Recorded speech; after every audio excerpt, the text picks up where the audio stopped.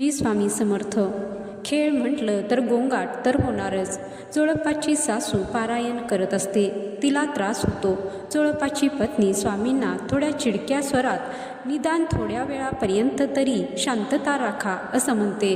स्वामी मान्य करतात, पण समज पण देतात. पारायण करताना खेळाचा आवाज ऐकू तरी कसा येतो? कोणतीही गोष्ट करताना एकाग्रता हवी. देवाचे नाव घेताना तर ती उच्च पातळीची हवी.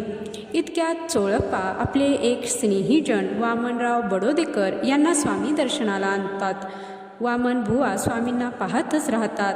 एका मुलाला भूक लागली म्हणून स्वामी आतून नैवेद्याचे अन्न आणून घास भरवतात.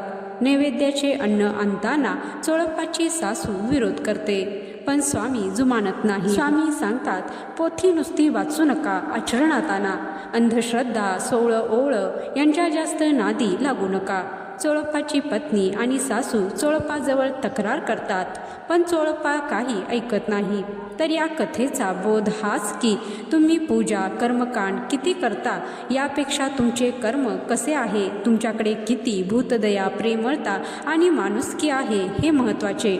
देव हा भक्तीचा भुकेला असतो, कर्मकांडाचा नाही. त्यामुळे नेहमी लक्षात ठेवा, देवाचे फक्त नामस्मरण केले तरी ते देवापर्यंत पोहोचते, पण तुमचे कर्म मात्र चांगले पाहिजेत. जय श्री स्वामी समर्थ. जय श्री स्वामी समर्थ.